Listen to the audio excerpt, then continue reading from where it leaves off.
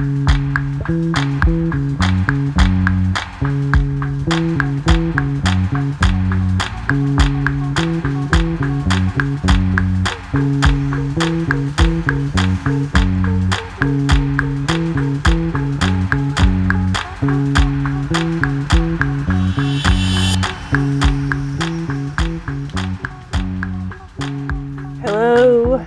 everyone. Hello. Well, it's been a couple of months since you last heard from us, and, well, we've been through a lot in the past few months. Before we move forward with this episode, we should acknowledge that our friend and mentor and colleague, Joe Hollis, who we've talked about on several episodes, died on November 7th. Oh, yeah, November 7th. 2023. Yeah. Yeah, Joe has been a friend of ours for 20-something years, and we talked about him. We talked about him in the context of kind of like forest farming and intensified foraging in our discussion of Chapter 4 of The Dawn of Everything. Uh-huh. But I think that's not the only time that he's come up. Yeah, I think he's come up a few times. Mm-hmm. And I definitely thought about him a lot whenever we were preparing the whole beginning part of the book, those episodes, especially going through all that anthropology and because he was really interested in all that before this book came out. Yeah. He's also a big David Graeber fan. True. That's right. And so someone who we would often talk to about Graeber. Uh-huh.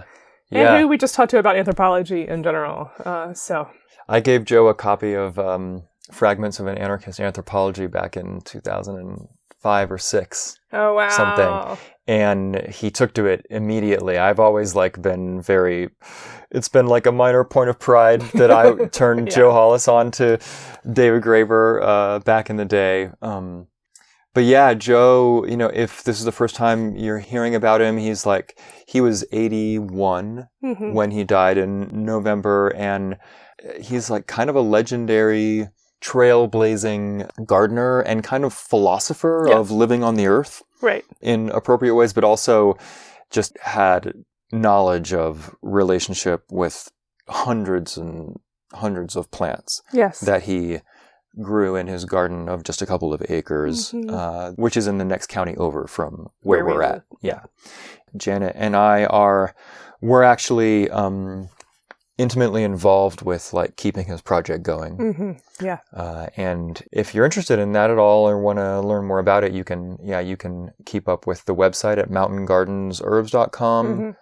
They also have a Instagram feed and stuff like that too. We can share that stuff in the show notes again.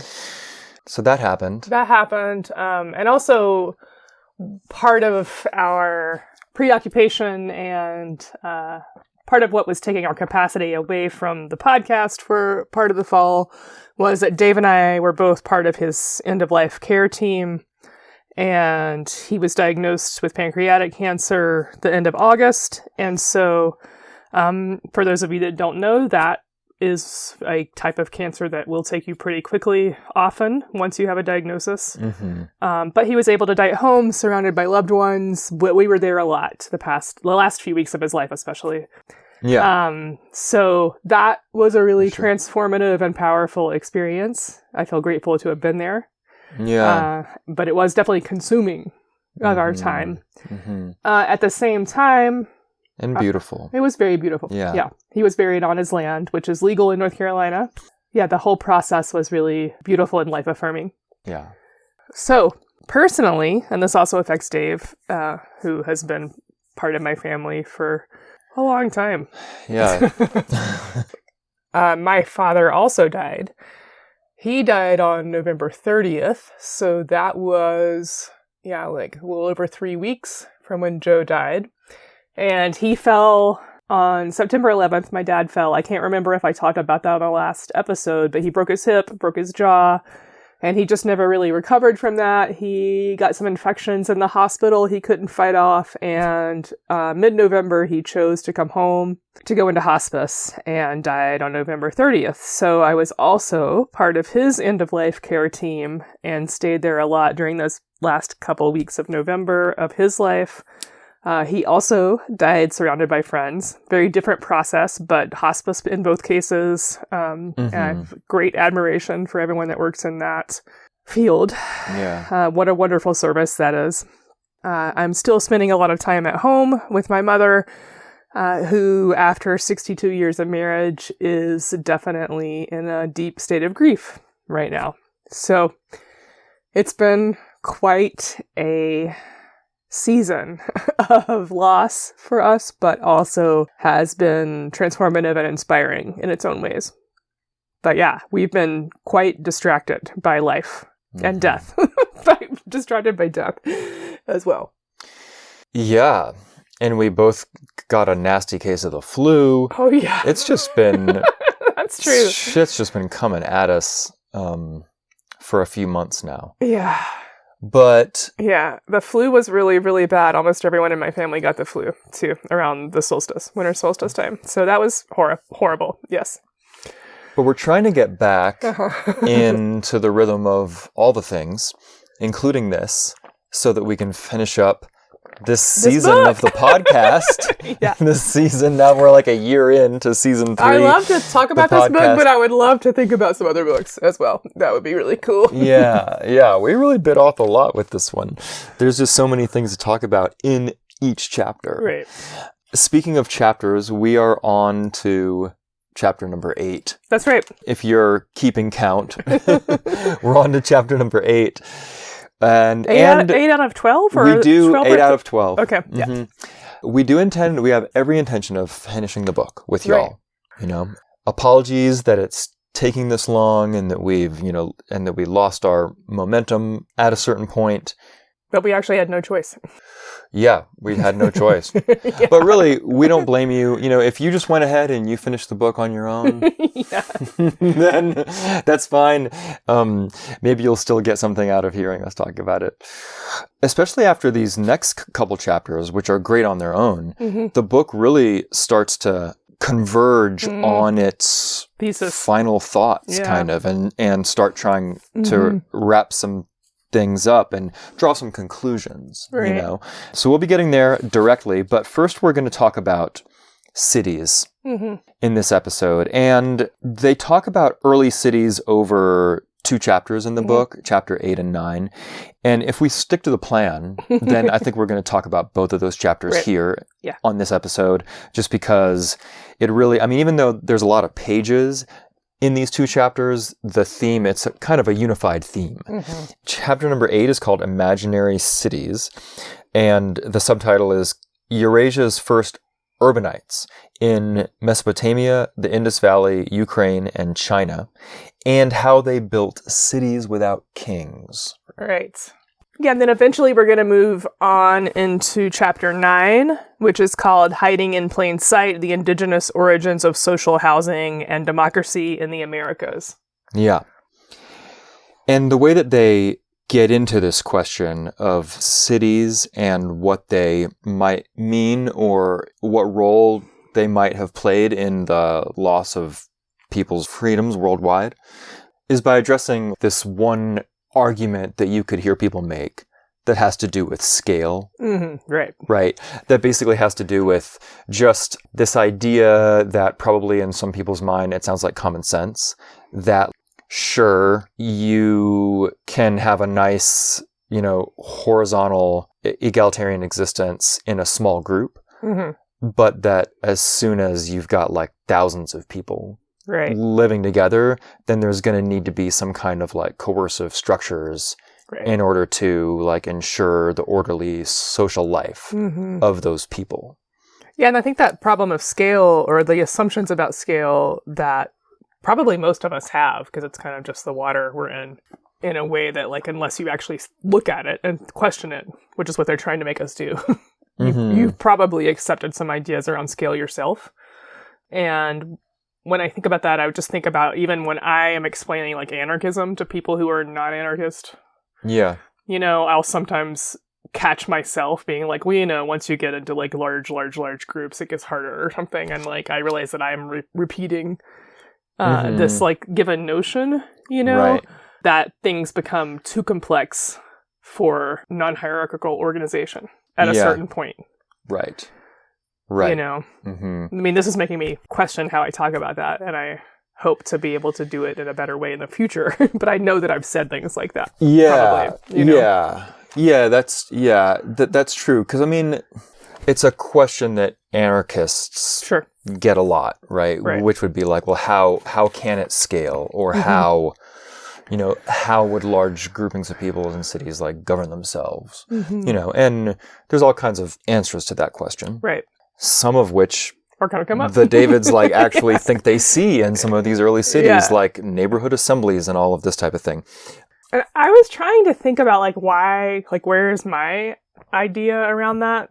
Where did that come from? The idea that there must be some kind of complex organization that's probably hierarchical to deal with a larger number of people. Mm-hmm. Like, where does that come from? You know? And I think they point at some of this, but I think it's probably also just like in there with a lot of the different unquestioned theories we have around human social organization development.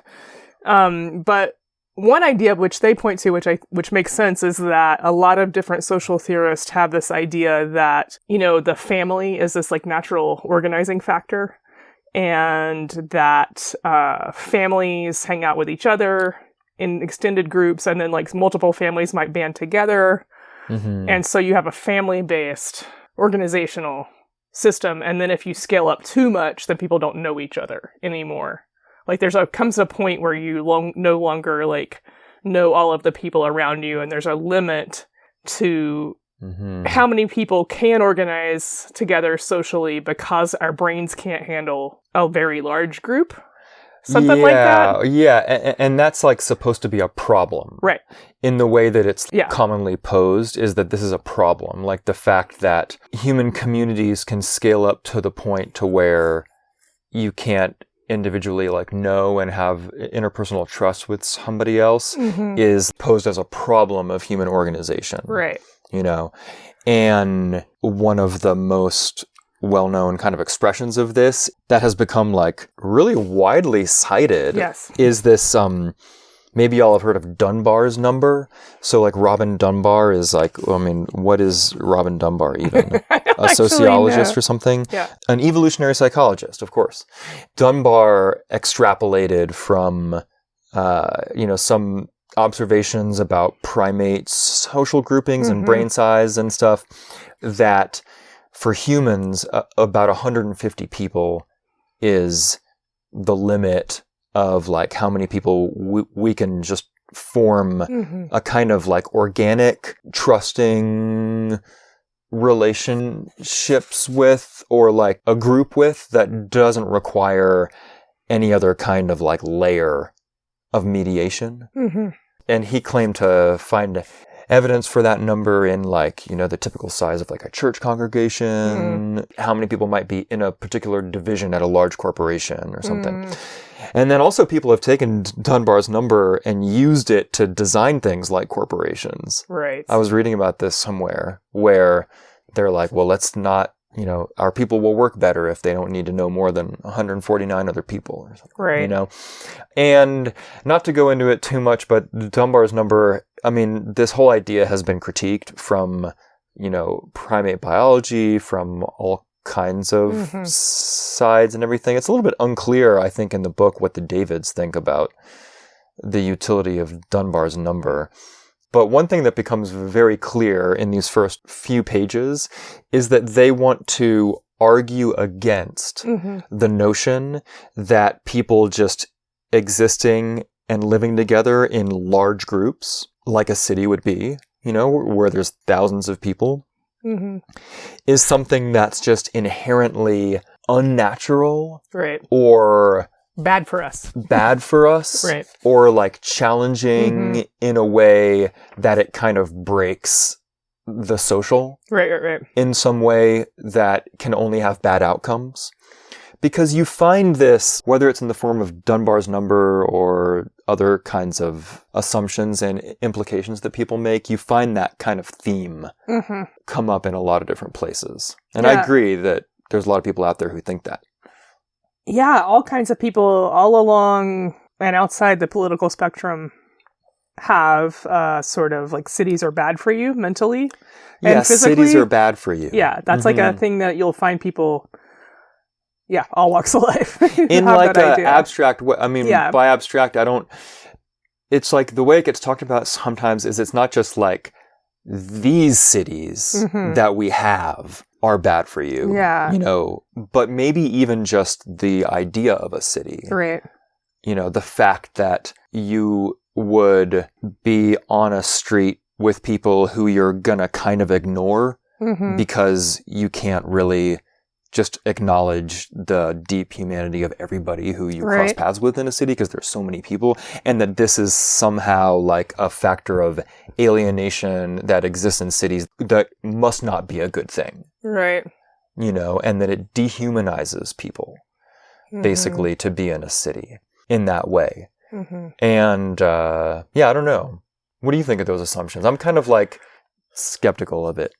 Oh, you mean of the general disdain for cities? Yeah.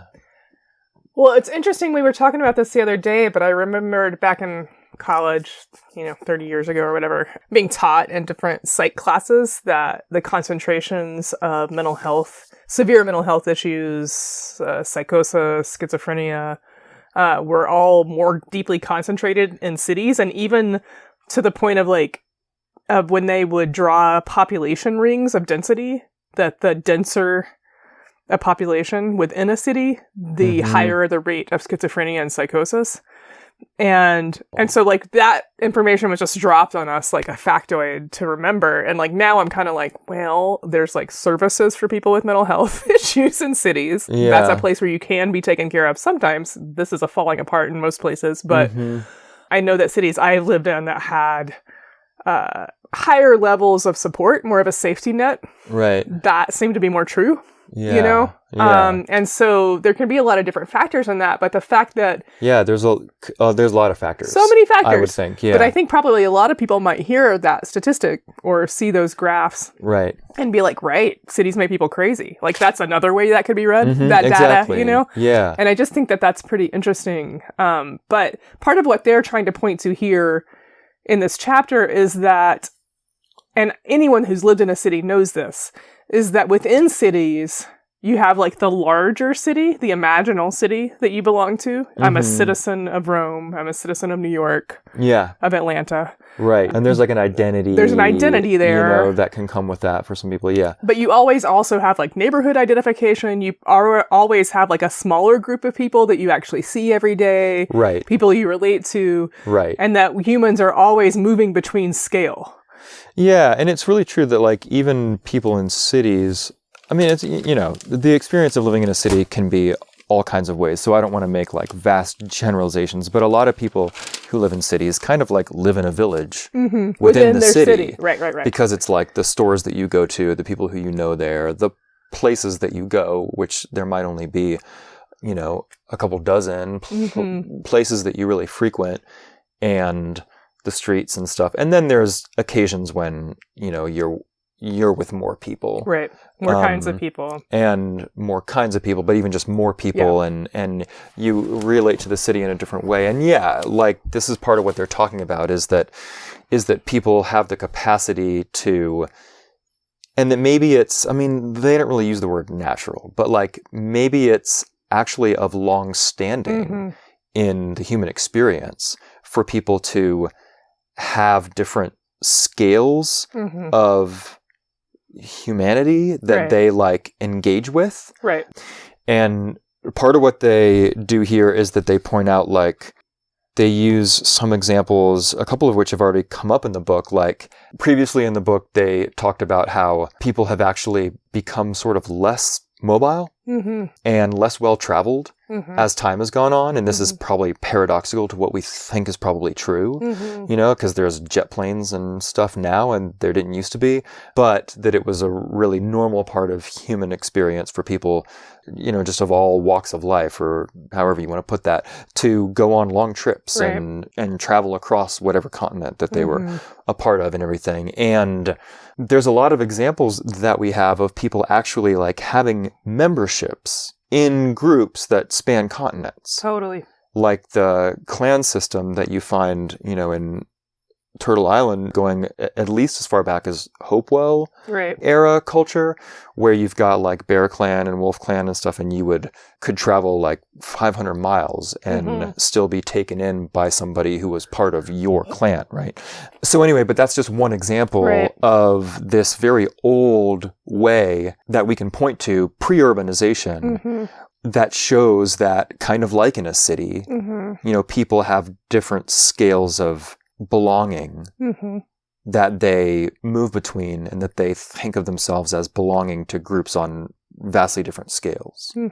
And also, they brought up earlier in the book those seasonal conglomerations of people, where like for part of the year you would be around a lot of people, Right. and then part of the year you would be around less people. And so throughout prehistory, there being many examples of people moving back and forth between Right. scales within seasonal patterns, Yeah. too. Yeah, right.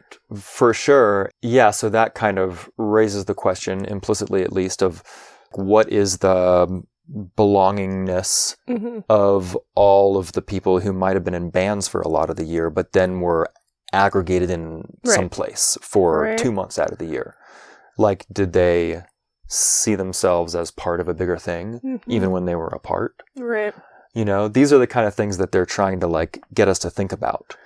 Yeah, and also you bringing up those different clan lineages reminds me also of how, when I started talking about like what are my assumptions about all of this, I talked about having accepted probably some family kin-based systems as an organizing unit, which, yes, that is one way that people organize. Yeah. But part of what they point out is that there's this idea that family always sticks together, that you'll find through a lot of different fields discussing this kind of thing. Right. And they're like, families have always been what they are now, meaning people don't always get along with their family just because they're related to them.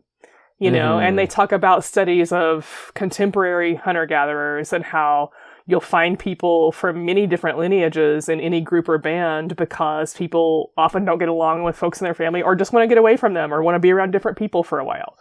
You know? Yeah, right. I think we've talked about this maybe already on the on the show, because it came up in relation to another chapter. But studies of modern, so contemporary with us, hunter-gatherers from around the world show that usually the members of a band are not formed of closely related people, and that people are changing band membership all the time. Right. And so this idea that you just always want to be with your family, with your blood family, right. And that is just like the primary relationship that scales up, is something that is just not really true of the human experience. But it's something that is like mythically true. Kind of out there. Right. Even all the way extending to like modern nations. Oh, right. Where, there's a sense, in a kind of abstract sense, that, I don't know, that the Swedes are like a group of people in some way held together by blood ties. Right. Yeah. Whether or not that's like literally true. It's part of the myth of a nation. Right. There's especially, in places that have stronger foundation as an ethno-state, or something, if there's ethnicities that are tied to the lore of a nation, that's going to be more the case. Right. Part of what I love about this whole idea of like understanding that family organization, that blood lineage organization is like maybe not how things are, is that I don't know, I've always loved the idea of chosen family as someone in like subcultural groups who have people who feel like chosen family to me through those connections, through like queer subculture as well. A lot of us have chosen family, and for some people, those people are their family. They don't also have blood. I personally get along with my family, but I know many people who do not, and who the chosen family is the central family. And so I love to be reminded that it's very human to band together with others, not based on blood. Yeah. And that actually, if we think about where that idea comes from, we get to some pretty insidious roots, right? I think that it's hard for me to separate out the obsession with at least as someone of European descent who is white, it's hard for me not to see the way that racecraft and white supremacy is tied in so much with this obsession with blood and lineage, and how many of these disciplines talking about ethnographies within so many different fields have just assumed a primacy of blood lineage because of the inheritance of white supremacy, where we think that, of course, blood is really important. That's the most important thing. And you even see that in the sciences, the like what are considered the harder sciences, you know, with evolutionary biology, we sometimes see that. So just like it's interesting to me and helpful to be like, right, people have always and continue to choose who they associate with if they can. And sometimes there will be people of blood in that group and sometimes there won't be, you know? Right. Yeah, another thing in this chapter that is just kind of an aside that is not really part of a larger argument, kind of on the subject of people maybe not wanting to be around their families, is this thing that they say to kind of undermine this idea that small groups are going to necessarily get along better, you know, or have an easier time getting along than big groups. They point out, you know, something that when you think about it, I think a lot of us can relate to this, but it's that if you have a small group of people, like your family, that you're just around each other a lot, then, you know, there's a decent chance that there's going to be like animosities and beef that build up and kind of congeal and sort of harden over time that make it really hard for that group of people to get along very well. And, you know, I mean, it can be any smaller group of people, like a group of coworkers or a group of friends or something like that, are going to be rife with these like divisions and beefs and sometimes people who don't talk to each other. It's not always the case, but we see this a lot. But that if there's a larger group of people, like 500 people, then those types of petty forms of beef tend to kind of get diluted in the like larger congregation of people in a way where it's actually maybe easier to imagine that group of people governing itself and making collective decisions that impact everybody and include everybody, because, you know, your interpersonal quarrel with one other person of these 500 can be put aside more easily. Right. And I just thought that was kind of a cool point. It's really true, because anybody who's been in a group of friends where two people really don't like each other, or maybe one person really doesn't like the other person, the amount that it affects your like planning and scheduling and I'm like just trying to get people together is a lot. You know, it will actually impact everyone's lives to have that kind of conflict.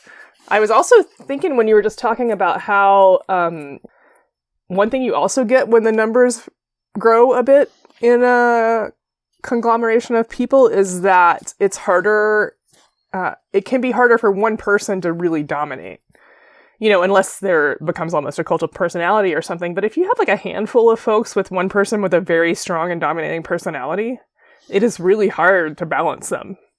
You know, it's hard. It's hard when there are more people. Then sometimes you can have like more strong personalities show up, you know, and so I don't know. I also see that dynamic. I mean, obviously, we see extremes in the other situation where tribalism and nationalism can lead to one person having an incredible amount of power. You know? Yeah. And there's the argument that it's harder to hold people accountable in a bigger group. Right. Because there's just, you know, it's easier to do stuff secretly or whatever when there's just that there's more transparency in a smaller group. Right. Potentially, you know, it's complicated. It is complicated. Obviously. But if we go to a family example again, I know that in families where there is domestic violence, the more of a safety net of extended family who are involved, the more connections there are to other people within the neighborhood or within outside of the household, the safer the people who are being subjected to that violence are. You know? And so I think about that. I'm just like, here's a family unit that is being devastated by one strong bully, Yeah. you know, and how much a network of support can alter that or protect people, you know? Right.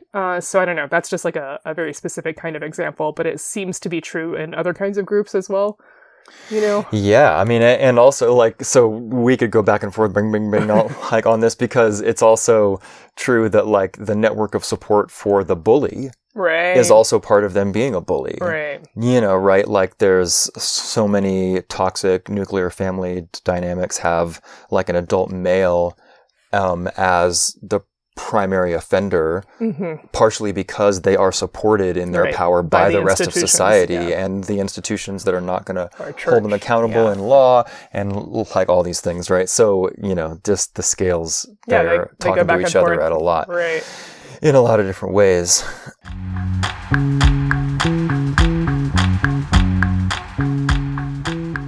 The archaeology that they're going to be talking about through the rest of the chapter, some of it is more recent in history, but it shows that, at least according to the Davids, that around 6,000 years ago, there were tens of thousands of people living in groups in almost every continent on Earth. Not every continent, but there are a lot of these large groups of people showing up around 6,000 years ago.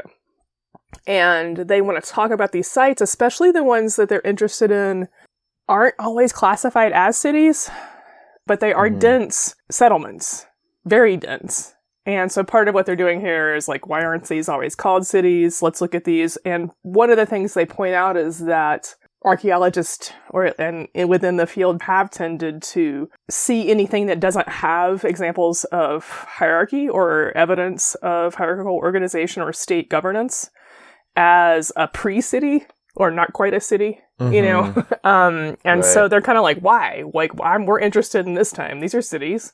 Yeah. You know, like, what's up with that? And they point out a few reasons that might happen, which we can get into in a bit, but part of what they're wanting to do here is just kind of look at the different cities and be like, what do they have in common? What do they not have in common? And why did they all show up right then? You know? Right. What was happening that made cities arise all over the globe?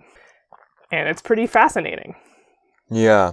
I did not look into the debates over the definition of a city. Yeah. Although they sort of point to where you could find some of those debates and stuff. But it's clear here that they want to take the most expansive view possible. Right. Like if there's going to be a lot of people living in close proximity, let's just call it a city. Right. You know? And I don't know. I feel... You feel sympathetic with that? I mean, I feel sympathetic to a certain extent. Like I've been to, like, once I went to work to do herbalism in the first aid camp at a rainbow gathering, like the national rainbow gathering. And I remember like walking around that whole, I mean, it was just acres and acres and acres of this massive encampment of people, you know, and thinking that it felt like a city. Right, sure. Oh, sure. No, it didn't have sanitation. I mean, you know, it didn't have a lot of... There were civic projects. They had latrines, right? And yeah. Yeah, right. So, I mean, there were city-like aspects to even that temporary... Of a gathering of people. And so I get that it's like, it's very debatable. And maybe, what's the phrase that they say in a different context? A matter of taste. Yeah. Right. Like where you might want to draw the line between what you call a city and not. So anyway. Well, what they're calling a city is any place where there's like obviously some urban planning happening of some kind. Right? There seems to be evidence of identification with the inhabitants with the city. So usually that's going to be like festivals or rites that are related to either the founders, the history of the place, some gods or heroes that are connected to the site.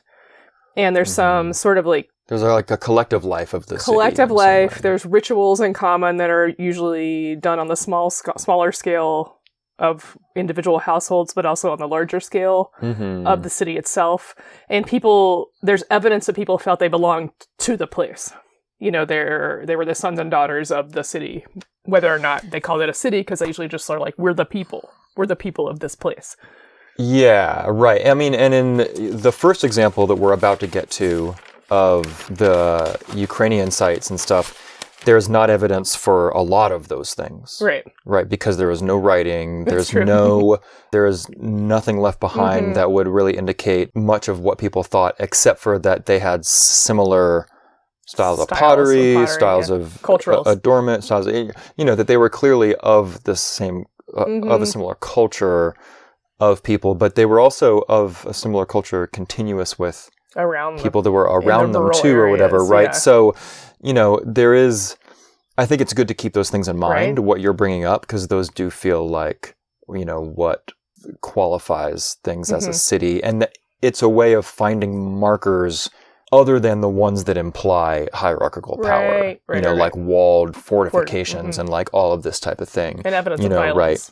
One thing I wanted to add to the list of kinds of things you might see in a city is that often people would come from far away to live there and often would gather together in neighborhoods. So just like cities now, where there are people from different culture areas and regions who have things in common and they live together in different neighborhoods, which give that neighborhood a flavor and a culture that feels different than other parts of the city, that you see that even in these old cities. Yeah, that's super interesting that like many of the earliest cities are composed of migrants from other places. Yeah. And that they tended to settle in neighborhoods according to where they had come from. Right. Or I mean, that's not, I don't think that they're saying that's universal, but that's a common pattern that is continuous from now all the way back to some of the earliest of cities. Yeah. Yeah, I love that. I just think that like thinking of humans even in prehistorical times as having that same tendency it's just really cool. I want to add also, I think it's important to note that one thing they say you don't see in all the different examples of cities or pre-cities, however we want to talk about them, is there's no universal technology. You will see some places some places had writing, some don't have writing. Some places have carts and wheels. Some places, like they especially want to point out these Mesoamerican cities that were huge and bigger than any of the other cities that we're going to talk about, as not having carts, not having ox or horses to pull carts. I don't remember, there were no sailing ships in some places. Part of what they're trying to get at, and also, there's like less intensive metallurgy, less intensive agriculture in different locations of these concentrations of people. And part of what they're trying to point out is there's not just this like city package. There's not just like an urban landscape or plan that has all of these different technologies to make it go, Right. Although I don't think they give any examples of a city without domesticated plants. No, that's true. But not in always intensified agriculture. Maybe? Well, there's some kind of agriculture in most of them. Yeah, that might be the case, but I mean... Yeah. Yes. Like I think that the food tech might be the one place where you could find some common themes. Right, that makes sense. Yeah. Yeah. Well, but a lot of diversity within that.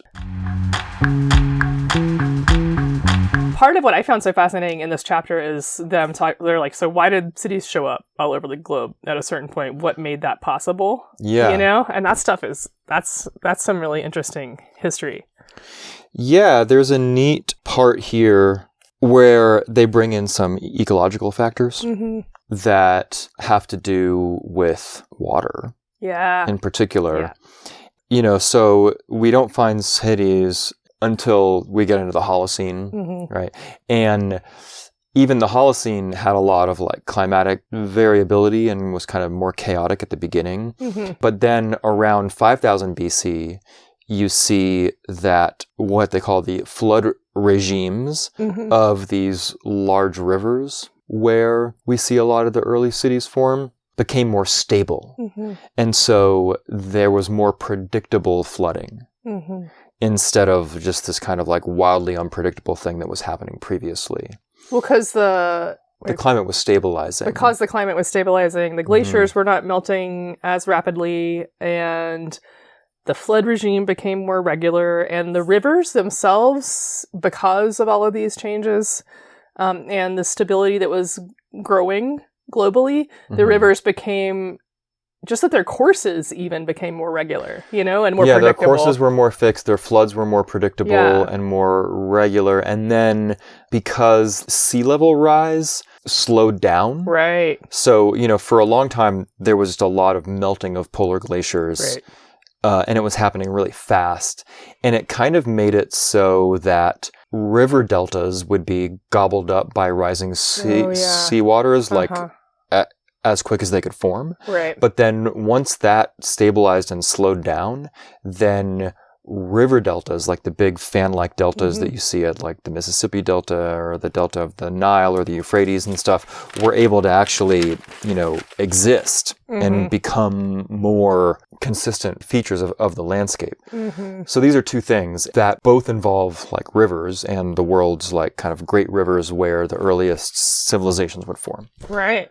So there were deltas, stable deltas, or predictable deltas, and floodplains. Yeah. That were also fertile and predictable. And the deltas, we can go back to our chapters on early agriculture, cultivation, and the chapter or the book report I did on James C. Scott's book Against the Grain, where, he talks quite a bit about the convergence of people and just the thriving and the diverse forms of lifeways and the experiments with plant cultivation and all the stuff that was happening in these deltaic environments in particular.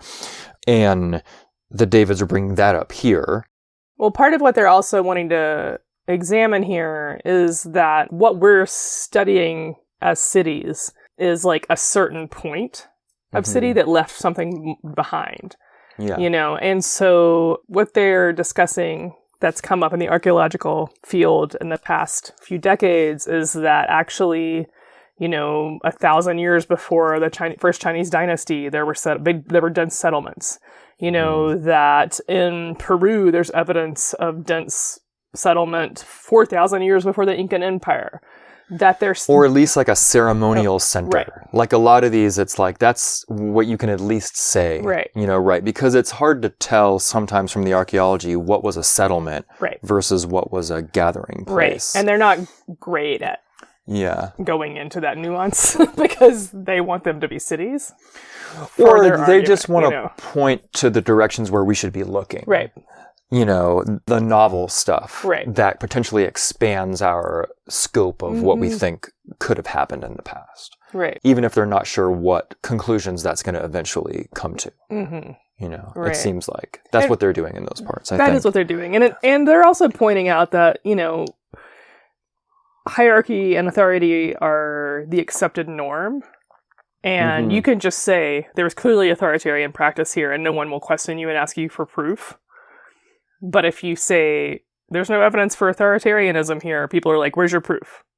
And they're like, why do we have to give more proof than you guys have to give? Or something. Right. And so, we'll get to more of that, as we move through discussing the chapter. And sometimes we will get to more of that because the rest of the chapter is examples. Kind of one case study after another of places that they think are like, there's another way of looking at them than is the way that they've normally been looked at, that they think there is evidence for a lack of hierarchy, or at least a lack of monarchy, or, like a lack of these obvious institutions of power. And the evidence, and they admit that in a lot of these cases, the evidence for egalitarianism or whatever is scarce. Right.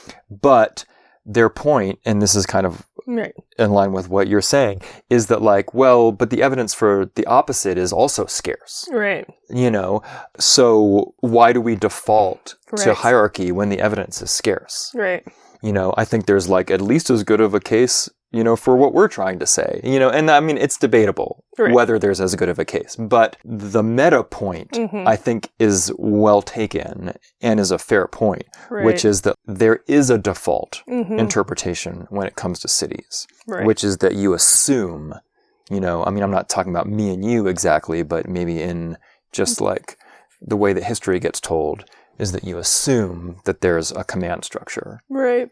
Yeah, people calling the shots. And you fill in the gaps with the things that would support the fact that there's a command structure. Right. In the absence of evidence. That's what's typically done, and that's what they're trying to turn on its head. Right.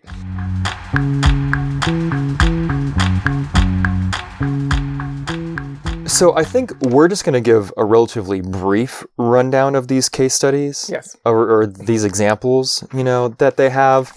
And if you're really interested in this and the archaeology of all this stuff or whatever, I encourage you to read the book and to look at the footnotes. And to look at the footnotes, and, to go into it on your own, because I don't know if it would be super interesting for you as listeners, for us to really get into the weeds of like the evidence that they present and stuff all the time. But we are going to run through these. And at the beginning of these, they talk about how all their examples are going to be, well, in this chapter, they're going to be Eurasian. And then in the next chapter, it's Mesoamerica. Right. And what's conspicuously missing is Africa, even though Africa has a lot of sites that could contribute to this. And in a footnote that kind of drew a little bit of a tear in my eye when I read it, they said that we hope to cover the rich African material in a subsequent volume. Yeah.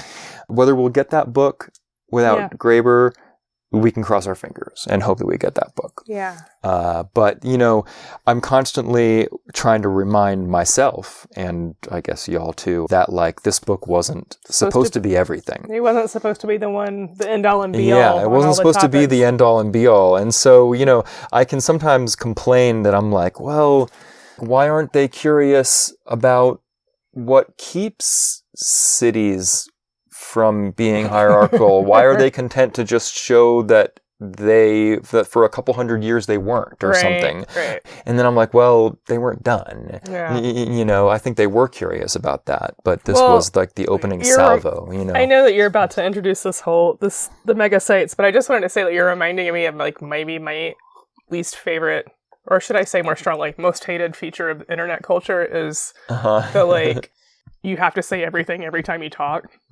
And anytime, like, say, like, I have to make a post for the school or anything else, like, people are like, you didn't say these 5 things, though. And I'm like, right, because it's about this one thing. And the way that I see other people do that, I have to acknowledge that I sometimes catch myself doing that to them, too, which is what you're saying, where I'm just like, why aren't they saying this, too? And I'm like, because it's one book, like... or the thing that I think is most interesting is not what they're talking about. And so I'm like, talk about the thing I want to talk about, Totally, And so we don't want to be that guy. And so I'm glad that you're reminding us not to be that guy, though sometimes we probably have been that guy during this season. Sure. I mean, okay, whatever. I'm not gonna... I almost want to say that my favorite example that they bring up in this chapter is the first one.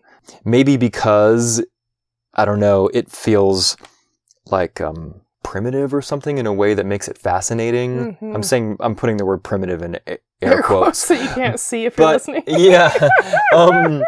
But just because... It's so early. These sites are, well...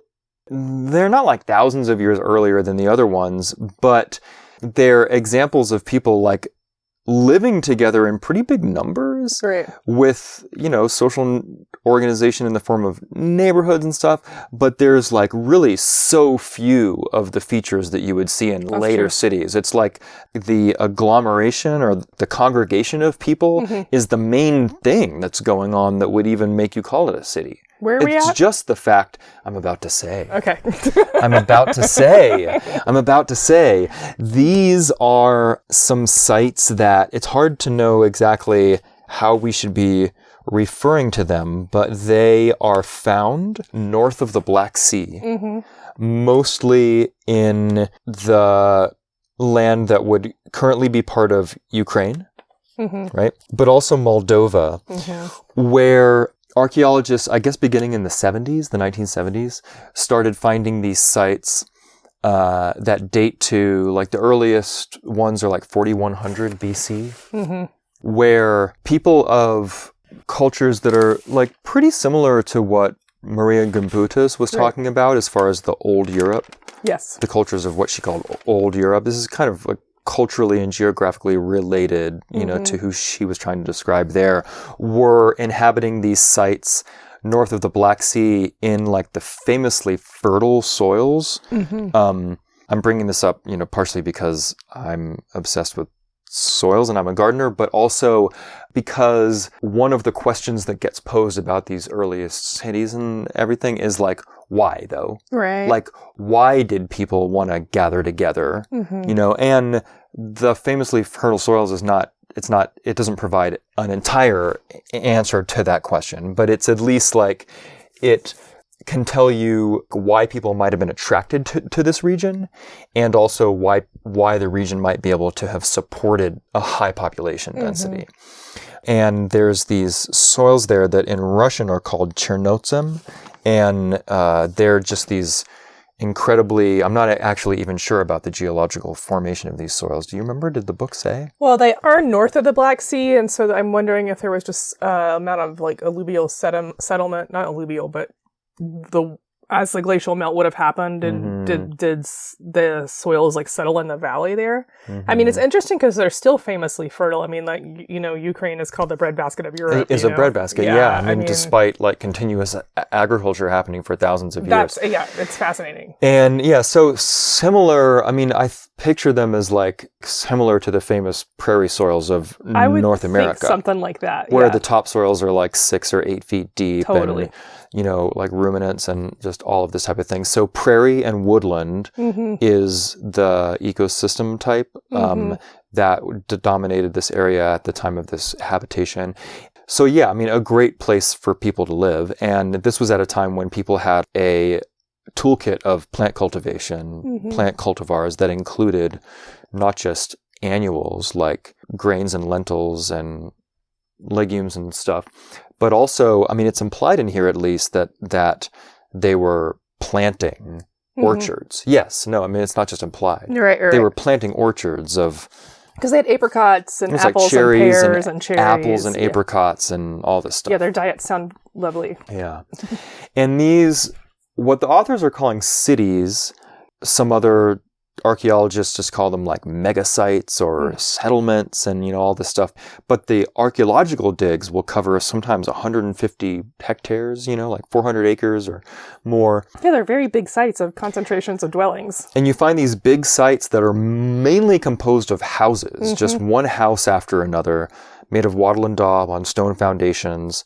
Each house, you know, having like a family in it, like maybe 10 people, is like 16 by 32, where the house is pretty standardized, you know, not really a lot of evidence for houses of different sizes, you know, like families of higher status or anything like that. Pretty seemingly like materially fairly uniform or fairly equal, but divided like into neighborhoods where like the neighborhoods would be separated by like a ditch or maybe like a low wall or something like that. And one thing that they don't dwell on this because it kind of goes against the grain of what they're trying to portray. But there is a lot of controversy about like how much of these sites were inhabited at one time. Right. You know, that what looks to us now like one massive site was maybe, some people think it's most likely that maybe only a fraction of it was inhabited at once, but then like the next region over was inhabited at a different point, and it kind of like over the time of a few hundred years, it formed this large imprint for archaeologists to find later. So anyway, that's something that's still kind of up for grabs as far as like archaeology. But I guess just like the bullet points are just, you know, these large sites with potentially thousands of people. You know, 10,000 would be like a kind of a high estimate for how many people would be there at once. But without evidence of classes or like a peasant class and, you know, like other classes, no evidence of writing, no evidence of ceremonial centers, and maybe like a lot of their subsistence was in the form of like animals being reared and gardens being cultivated within the city. So not just like not like a walled city with like surrounded by wheat fields that like the wheat just got hauled inside the walls and stored in in granaries and consumed, or some stereotype that we might picture otherwise. Oh, just to add what you're saying, there is like no evidence of civic centers. No evidence of central administration, which I don't know what that would look like if there's not writing, but no monumental architecture, right? So that's also what you're saying. And then no fortifications. And that feels pretty big because as we've been talking leading up until now, at various points, there's this association that we have that has been proved out in many ways that like settlement requires defense, you know? Yeah. And so here we have like a very big settlement that doesn't seem to have obvious fortifications. And I think, if I'm remembering correctly, there's not also signs of warfare or violence. Yeah, it's you know? Yeah, there's no clear signs. So, which usually there are. And so maybe they weren't getting raided. They weren't getting raided, right? And for whatever reason, they experienced this like pretty long period of peace and were able to grow and grow because there's what I don't think you mentioned this, but these mega sites or cities, some of them are like close to each other. They'll be like, there's a lot of them and they're like 6 to 9 miles apart each. Yeah, I was shocked by that. A weird part too. Like it's not just like, here's a really big one. It's like, here's a big one. Here's another big one next to it, 5 miles down the road or something, you know? Right. And sometimes the nearby site was not always inhabited during the same time period as the other sites, but they do mention that on a couple of occasions they were. They were, right. So in some cases you could even leave one of the cities and go to the other one and it would be there, you know? It's all fascinating, right? All super fascinating. And really, when I read this stuff, I'm like, take me there. Like, it just sounds like a really kind of like it would be an interesting place to live, where it's a really abundant part of the land to live on and diverse food, and you get to live with other people. I mean, you know, that doesn't sound great to everybody, but despite the fact that I live in the country now, I do like being around people. And we like cities. And living in cities. Yeah, you know, I don't have any hatred for cities. But still, like, it's still kind of more of like a gardening I think type of lifestyle, gardening and orcharding. Some was grown outside of the city, it seemed like, and brought in, I don't know how. But there was a decent amount of gardening and keeping of animals. Seems inside. like their subsistence was very diverse. Yes. And more extensive than intensive. Right. You know, it wasn't like trying to eke as many calories off of every square foot of land. Right. One thing I should say that is present here in these sites, in these cities, is that there's clearly civic planning because they're circular. And the houses are set up sort of in a circular pattern, and in rows of circles, you know. Yeah. And so there's a plan. You know, like they're not. I don't know. I'm just saying this to be like as part of what we think of. I think of as like early urban areas. It's just like maybe just like a slum that turns into a city or something. Is maybe like not a lot of planning. There's not a grid, like whatever. I think that is where my brain goes. Right. But this is like an early urban area that has no evidence of conglomeration of power, but does have evidence of city planning. And so they're stoked about this, right? I mean, they really want to think about, like, how did this even get planned? Like, who planned it? What happened? Right. You know? I'm going to try not to go too deep into this rabbit hole, but this brings up a lot of, like, almost philosophical questions about what constitutes planning. Right. Or what... It actually relates to Dunbar's number, because one of the objections to Dunbar's number being something that's like a hard and fast rule or whatever is, you know, people point out that like insects that have very small brains live in groups. Huge. Not all insects, but the social insects in particular, like ants and bees, live in groups of like thousands of individuals.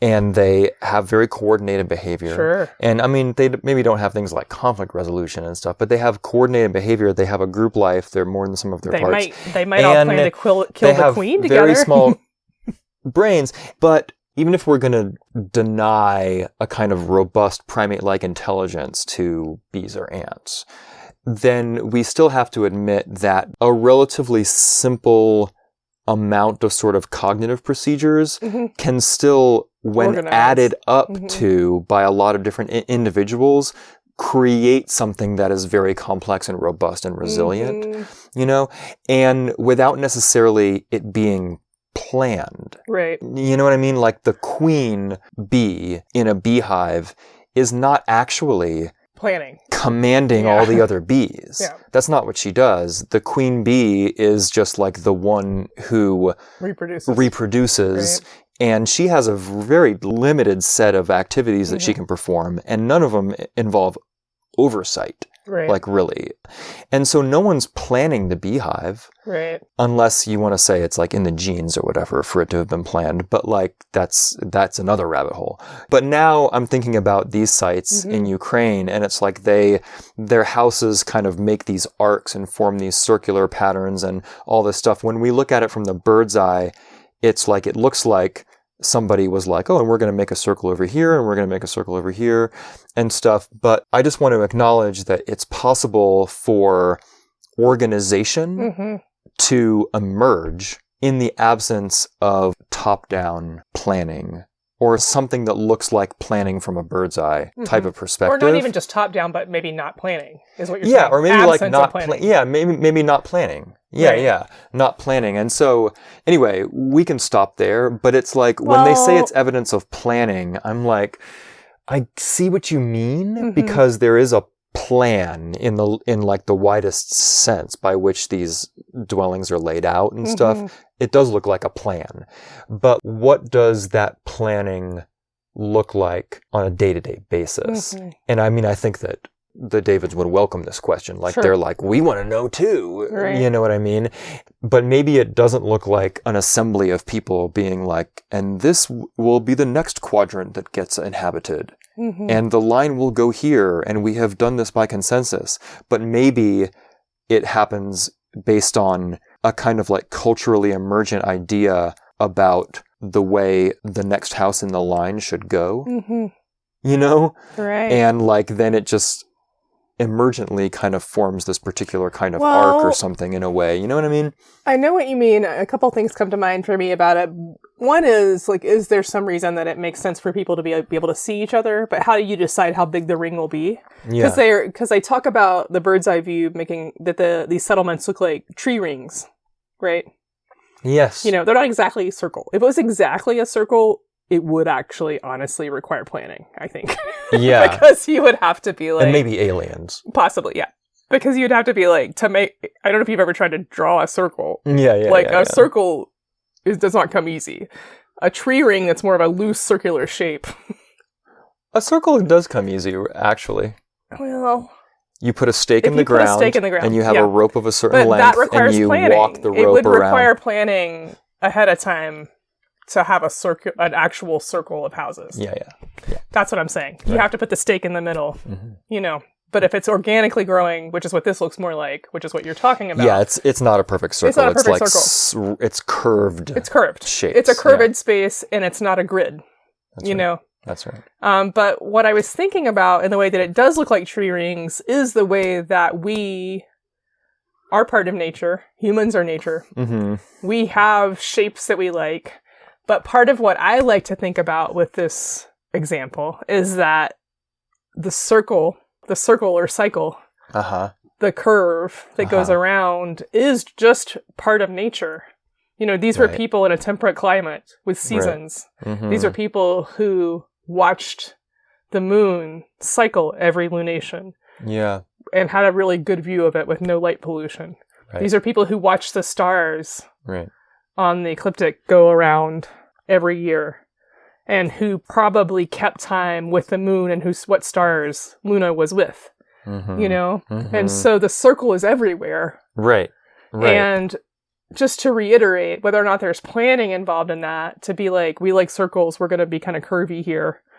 Or if they just like... they were just doing what there is. We produce curves. Yeah, they were... You know? That's also very They were possible. making a shape that... Is everywhere. And presents itself to them. Yes. Regularly, yeah. So that is also beautiful, because I like to picture, that the construction is organic. Yeah. You know? And maybe before we break from this, you know, because we've gotten so close to this, I didn't even know if I was going to talk about this, but it actually relates strongly. The Davids, in talking about these sites, they're like, well, how, without any signs of organization or hierarchy or anything like that, although, wait, caveat there were these like assembly halls in each of the neighborhoods. Yes. So that's very juicy. Yeah. Because there was another kind of building. Right. Because really otherwise it was just houses. Right. But there was another kind of building that was somewhat bigger than a house that was staggered throughout these cities. it's hard to say what they were for, but it kind of invites the interpretation that maybe they were places where people would get together in the neighborhoods and maybe make decisions. But the Davids are like, well, how could a place with, no sign of organization at all, besides just the circular organization of houses, be even governed? Like, how would that even work? How would it even be self-governed? And then they kind of absurdly leap all the way to Basque country. Yeah. On the basis of, they're like, well, speaking of circles, it kind of reminds us of these Basque people that have circular, I don't remember how, the commune a circular arrangement of dwellings or something. And we know, because the Basque people are historical and we can actually, talk about how they exist, that they have a system where certain roles and responsibilities are passed around the circle from one household to the next in time. So part of what the Davids are trying to show by bringing this up is that, they're not trying to say that the Ukrainian sites influence Basque culture or that there's any kind of connection between the two. But what they're saying is that, we can see by looking at the Basques, we can see an example of a system where there wasn't even really a constitution or an assembly or a place where decisions got made or a place where, but there was just a system of procedures that, when carried out, yields a sharing of roles and responsibilities that just kind of sequentially happen over time. And the reason why I'm bringing this in is partially because it kind of relates to what I was saying about the bees or something, right? Where it's possible to have procedures that are relatively simple that just by their iteration and sequential nature of handing off these kind of torches of power or responsibility or something, they create a basically egalitarian system because there's this shifting sort of tidal thing that happens within the community. And it doesn't require a whole lot of words on the page. Right. In the way that a constitution of a state or something would try to account for all the different potentialities. It's just something simple that gets iterated. They're not even really proposing that this is what happened in the Ukrainian places, but they think that this is a good time to talk about how organization need not be complex to actually function well. To hold a pretty large polity of people together to form the social glue that can hold a community together without formal roles or bureaucracy or hierarchy. So yeah, it's all about the bees. That's right. And the moon.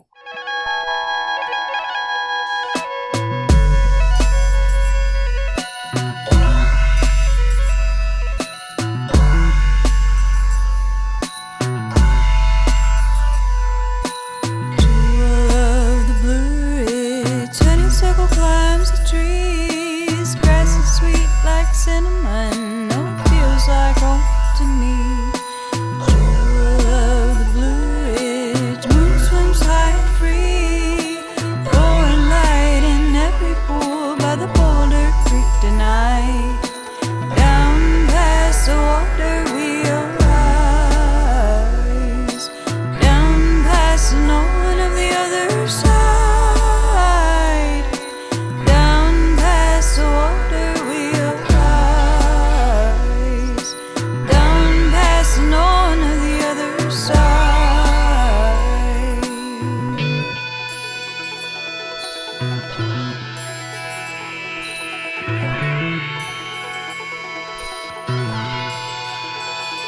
I've been east and I've been west, felt the freedom in my chest. All I'm gonna do is stay at home with the friends that I love best.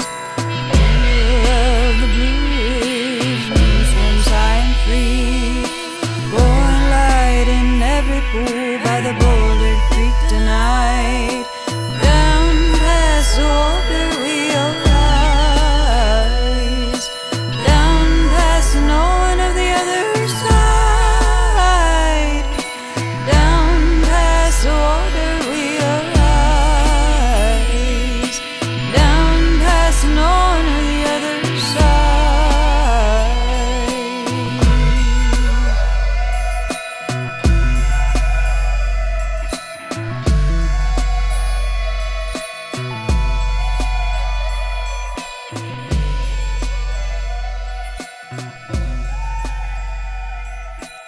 now we get to head to Sumeria. That's right. Yeah, in the Sumeria. the Mesopotamian Valley. Crossing over the Black Sea, going Yeah. south and east Yes. into the land between the rivers, right? Which is what Right. Mesopotamia literally means. Oh, yeah.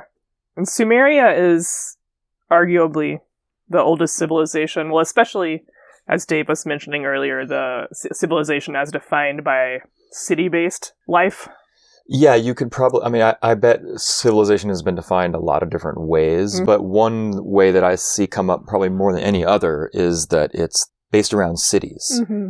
Even civilization and civic Right. and all of these words Right. actually relate to words that refer to cities. Uh-huh. And so I need to be reminded of that sometimes Mhm. because civilization seems like broader and just Right. kind of more diffuse in the ways that we use it now, but it refers to the rise of cities historically And yeah, and I think and the when, cultures associated with them. when people are identified as like anti-civilization Yeah, in their political framing, right. it tends to be the Sumerian and on model, you know? Yeah, right. Which has come up over and over again. Yeah. But like the rise of cities and city states and stuff Mhm. is like the beginning of things being bad in the anti-civ story. Yes. Mhm. Yeah, for sure. Right. And so part of what they have to go here if they want to talk about cities, really. They need Yeah, to go. right. They need Right. to go to Mesopotamia. Yeah. So, but they find some interesting things there. Mm-hmm. And one of the things they point out is that we come to this discussion with some preconceived notions around Mesopotamia as sort of a like eternal land of kings. Like there have always been kingships and kings in that culture. Yeah. And what they want to talk... Gilgamesh. Yes. Being very famous. Yeah. What they want to talk about is that there's a mounting evidence that there were periods of time when there were not kings, and that even when there was kingship, it was a little more complicated than that. Right. Mm-hmm. You know? Complicated in the sense that the king did not have absolute power, Right. and the whole place was not administered by the court of the king, Mm-hmm. or stuff like that. Yeah. And I've been thinking about this kingship thing a lot, and we're going to get to this more in a bit, having to do with some of the surrounding regions of this area. But one thing that I've thought about around why do we assume there were always kings, or that's like a standard form of governance that emerged really early. Mm-hmm. And part of what I've been thinking is coloring our view of this is honestly the Christian hegemony, because Christianity, and then building on the Hebrew faith, Mm-hmm. is this story of these different sort of kingships over time. Yeah. And then once we get into the Christian iteration of that, like we actually have this God figure that is Jesus, who is considered a king. Mm-hmm. He is the King of Kings, and there's this built-in kingship story even within that religious narrative. And Right. so the people who were doing these digs and historians, and as they point out, archaeologists focused on this region because they wanted to see biblical sites. Yeah. They right. really were interested in the biblical history, Mhm. and so this part Right. was heavily focused on for that reason. There was just this view of kings as what is normal and natural and what our history is, built into the Bible. It's a very mythologically loaded Yes. term and concept. Yes. In a lot of different ways. Yeah. Mhm. Yeah, for sure. I'm also thinking about like the Golden Bough Oh, yeah. and for all sure. of the different diverse and really bizarre iterations of kingship that are documented, Sure. somewhat dubiously by Fraser. in that Yeah. book. Yeah. Yeah, there's a lot going on around that whole concept of kingship. But it occurred to me that we maybe don't see that influence as being as pernicious as it is, and that it's not just like, this is how cultures form and make, Mm-hmm. and Mhm. monarchy is really natural or something. Yeah. In that, yes, within a certain framework that Uh-huh. permeates so much of how we Right. learn and think and see Right. history, Right. it's very natural because that's what we're told it is. Yeah. And also I think about, I'm just actually speculating here, but that the life of a archaeologist, I'm imagining an archaeologist at a site and like getting really excited if they Mhm. encounter the palace. Right. Like it's like these have a certain amount of excitement to uncover Mhm. for the people who are helping us piece together this Right. ancient history, Right. who are the archaeologists. They're like, oh man, when we found King Tut's tomb, like we found this, or whatever. And because when you do see kingship and like the pharaohs and all, these types of offices emerge, Mm-hmm. they leave behind these like very opulent All right. burial scenarios and all of that stuff, and they're very picturesque, and they get published in papers and like all this stuff. So this aspect of ancient life is a Mhm. very like photogenic and Right. readily like reproduced and popularly consumed one. Mhm. And I think that also tends to elevate Right. And it leaves behind a lot of artifacts right. that are spectacular. Mhm. And they're put in museums and put into books and taken on tour in Yeah. some cases. Yeah. So that's also true. But you're bringing up something that they point out, which is that when there is some sort of like kingship or monarchy or dynastic history, it's very obvious. Yeah. There's evidence everywhere in a dig Mm-hmm. of that legacy because Right. there is monumental architecture, there are grand burials, Mm-hmm. there's evidence of that hierarchy Yeah. and the wealth concentration. Yeah. Right. Right. Yeah. There's always evidence of monarch. I mean, maybe there are some exceptions, but Yeah. Yeah. and we should also, not just deny the fact that these offices of power, Mm-hmm. whether you call them kings or emperors or pharaohs or, there's different linguistics for it, but they do emerge repeatedly Yes. in the historical record Mm-hmm. all over the world. Right. Not universally, which is Right. part of the point of the book, but they do emerge a lot. And that is also maybe a more objective reason Sure. for the fascination with Right. not the fascination, but like the fascination for trying to document Right. this type of power. I think the mythic part is in there too, but maybe we can talk about that more later. I mean, as far as the fascination goes, Mm-hmm. there's something that sings to people about the idea of the king, Yeah. Yeah. But for now, they want to point to the fact that acknowledging that there is usually hearty evidence for kingship, Yeah. that there is a pretty substantial amount of time in the Sumerian record before there was an agglomeration of power. And also that in that time and after, that there is ample evidence of civic life and distribution of power that has more of a, I don't want to say grassroots, but I mean like more of a There's neighborhood. more locations of power Yes. than just Yes. the king Mhm. or, whatever you want to call that role. Yeah. And so specifically, just to take some dates from the book, they say that we see cities emerge in Sumeria. So Sumeria, I don't know if we covered this, but the oldest civilization in Mesopotamia, hmm which is different from what we see later at places like Babylon. That's like a different culture actually. Yes. But if you go back pre-Babylon, what's recorded in the Bible, you get to the Sumerian culture. So Ur and Uruk. And this is the culture to which Gilgamesh is associated, right? Mhm. And Inanna. Earliest writing. Yeah, right. Yeah. And really the earliest cities that we know of in the world. Yeah. Yeah, they're going to argue about that, but Yeah, possibly setting aside the Ukrainian sites. Yes. I'm not sure. Like, they're contemporaneous with the Ukrainian sites, but maybe those go back Right. further. Anyway, cities start to emerge in Sumeria about 3300 BC. Mhm. And then monarchy becomes ubiquitous in that zone around 2800 BC, Mhm. right? So there still is a nearly ubiquitous emergence of kings. Mhm. So like it's not like the concept of this being a civilization typified by kingship is like that's not the opposite of what's true. Mhm. But there's this 500-year gap Right. that the Davids want to go into that gap and explore and see like what was going on there Mhm. because there were fully formed cities, Right. not just like encampments or whatever, Mhm. but fully formed cities.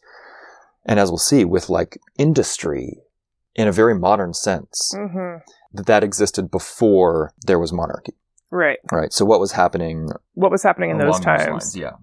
Mhm. Yeah, and they point out that there are, in the archaeological record, there are these assembly areas scattered throughout the city. So in different neighborhoods have a place for public assembly. Yeah. And then some of them are quite large later in the record. But that there clearly was a place for people to gather. Some of these sites seem to be also for public ritual on the smaller scale. They also mention that in the Epic of Gilgamesh, he refers to things being decided at public assemblies. Or the story, not Gilgamesh, but the narrator. So that's an interesting thing. Like, so we do have a written record of that being part of life here. Yeah. And one thing that you're touching on, which I guess that we should maybe state, is interestingly, when you're reading through this part of the chapter, a lot of what they're doing is they're talking about evidence from much later in time than this 500-year gap. Right. But they're like kind of projecting backwards to be like, well, if they had these assemblies even in Gilgamesh's time, which is into the monarchical part, and in the earliest excavations going back into the earliest part of the digs, right, into the gap, the 500-year gap, we actually see these assembly halls or these little courts in the neighborhood that seem to be, designed for assembly. And then in the written record much later, there's like reference to neighborhood councils and things like that. Then we can, they're like connecting the dots and saying like, well, in the earliest strata, we see the neighborhood councils, or at least the halls where they would congregate, but we don't see monarchy. So maybe probably these councils were actually doing the governing. Right. Right? So that this is kind of how they're piecing it together, because a lot of the evidence, they admit that the evidence from the earliest times of the cities is scant. Like the archaeology is just not very robust. It's really hard to get to those levels because the cities were built on top of over and over and over again and stuff like that. So yeah, but the focus of a lot of the speculation that they're doing here, which is speculation, I mean, that's the word they use, is mostly around these neighborhood assemblies. Right. Where that there is archaeological evidence for, and that in some cases they appear to be like the main public institution that you can actually see. They do spend a little bit talking about corvée labor. There's this French word corvée that is used even in English language texts or whatever to refer to like compulsory labor that's like done for the collective, but it's compulsory. It's not optional. And it's usually, in this kind of generic historical way that it gets used, it's like used for like public works projects, like corvée labor to build the pyramids in Egypt, or corvée labor to build irrigation works or something, or, roads or temples or these types of things, right? Well, I do want to distinguish between, I think that there may have been corvée labor to build the pyramids, but it doesn't mean like forced labor of slaves or enslaved people. It means compulsory labor of citizens of an area. Of the citizens, yeah. And thank you, yeah, because that's an important distinction. Yeah, there. It's not like that. It's more like taxation of labor instead of money. Yeah, right. And so people would be required, everyone would have to take turns donating labor. I mean, donating.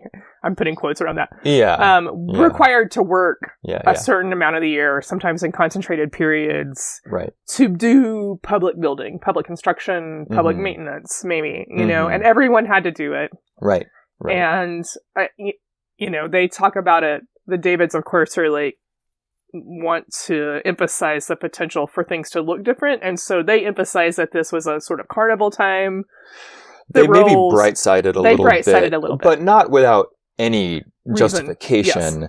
But yeah, they get into this by pointing out, like, they're saying corvée labor is generically kind of seen as the beginning of state power. Or maybe not the beginning, but it's like one of the hallmarks of this top-down pyramidal thing that's part of like how we got stuck. Right. And so when you see corvée, it's like game over or something, basically, because now you're part of a command structure.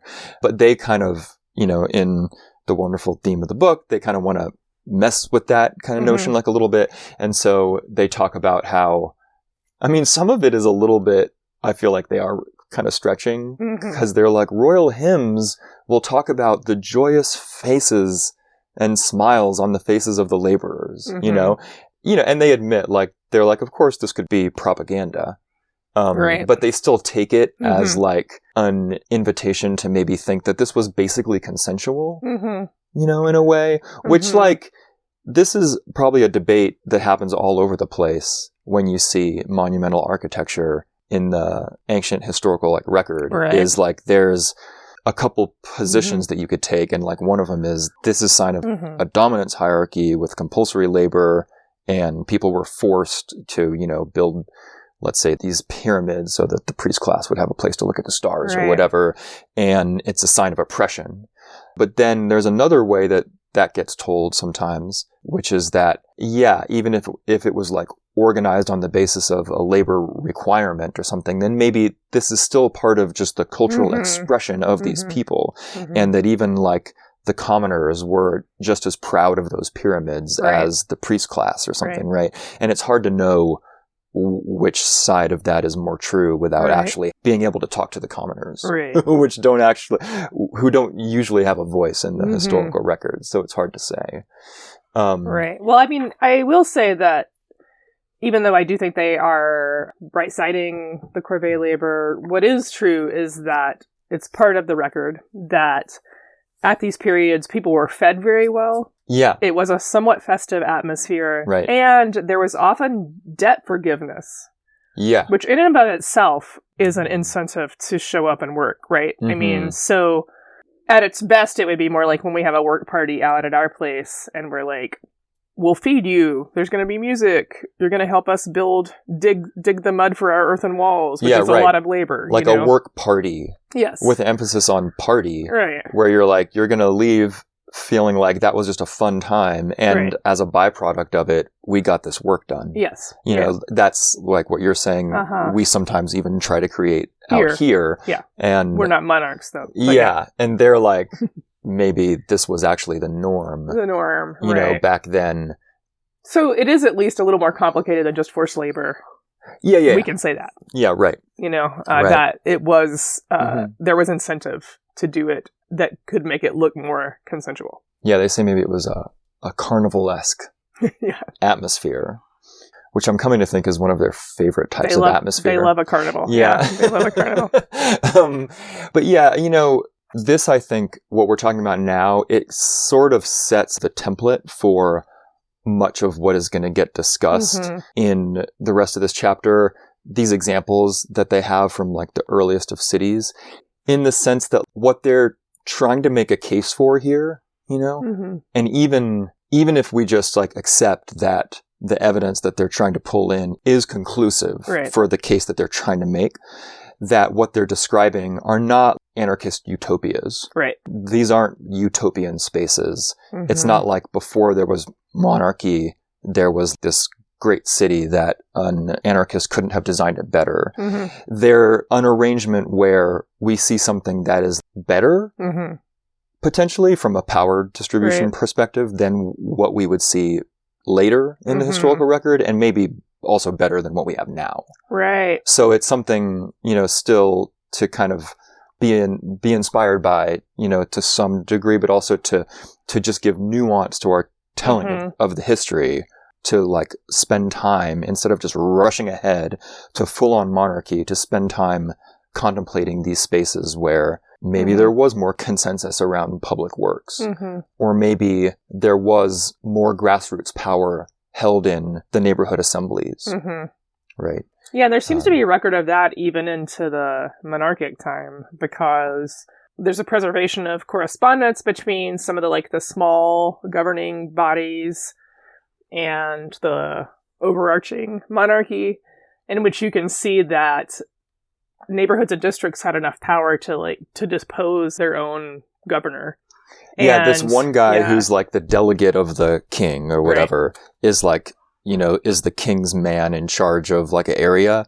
And there's a letter where he's just like, I'm about to lose my head. Like these like assembly people are out for me. Like he's clearly feels like overpowered by the people, by their power, right? By the assemblies, right? So, and like once again, you know, that story is from once the monarchy had emerged. Right. But part of what I know David Graeber likes to talk about is that even in times where we do see formally that there's like a monarchy or that there's a ruler, we shouldn't just jump to assuming that that person had all the power. Right. You know, and that very often there's a figurehead or something that technically has power, but that their power really has a lot of limits to it. Right. You know? Right. And so they're seeing this as like, you know, potential evidence. I mean, it's pretty good evidence that at least in that case, these neighborhood assemblies have a lot of power. And briefly, I just want to also say that though in Sumeria, within the public assemblies, what we do know from when there was a record. So this is not the early pre-record time. While there were enslaved people and there were people who weren't citizens of the city did not get to have a voice in these assemblies. Yeah. They were still more egalitarian than later Greek city-state assemblies in that women were allowed to have a voice. People of different classes had voices. You didn't have to be a property owner. So just to say in those ways, at least. In those ways, at least. There's some other ways. I mean, I do not idealize Athenian society, but but I'm just referring to what they talk about in here. Like, there are elements of democracy, like voting and stuff like that, that you see in the Athenian that you don't have here, see here or whatever. So it's mixed, but it did seem to be more inclusive. Right. And in some cases, there's even evidence that there were different assemblies for different segments of the population, like an assembly just for the youth. Right. Yeah. Or something like that, right?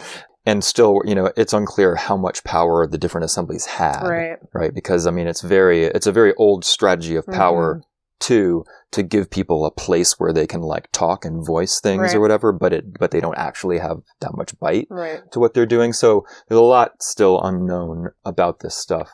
And another thing that's not really delved into in the book and might be something that we never really know fully is like, how do you get onto the assembly? Right. Because there's a whole nother stratum of power that's like, now you can live in a small town that has a certain degree of autonomous power separate from the county that it's a part of and the state that it's a part of and the nation that it's a part of, right? So there's like a hierarchy of power, but there's all this politics around who even gets onto the town council. Right? And is it going to be dominated by the most powerful families in the neighborhood or something like that, right? And that's, you know, so before we idealize it too much, there's like lots of opportunities for there to be all kinds of power dynamics and stuff. But what they're most interested in here is the power dynamic between the neighborhoods and the central authority. Right. If there even is one. And maybe in the earliest strata, there's not even a central authority. And also, they don't come out and talk about this so much, but all of this kind of speaks to what you were mentioning earlier, which is just that archaeology and then the public who receives the archaeological evidence are more impressed by the flashy stuff and don't always notice the other things. So we may have never heard of these assembly places before. And so when we hear kingship or that there's monuments and palaces, we just think about that part of the power and not the structure and network of power and diffusion of power. Right. You know, and so it's important to, part of what they're even drawing attention to is this is also in the record, are these little places to gather and make decisions and talk. Yep. You know? Yeah, right. They're just not as shiny, you know? Yeah, like, I really love that, the focus on, you know, there's just like an empty space in a neighborhood. Right. With the remains of some benches that go around it. And just to create the straw man is like, that's boring. Right. Move on or whatever to the next thing because the palace is more flashy or more interesting. Yeah. Or not just the palace, but even like the written stuff, which is going to reflect the more educated classes. Or there's this like preference for the, impactful statement Mm-hmm. or something that seems like powerful, an expression of power, an expression of wealth. Mm-hmm. And yeah, these more humble evidence of just the everyday, the close to the grassroots governing of the everyday Mm-hmm. is like something that, especially in the popular imagination, Mm-hmm. gets eclipsed. Right.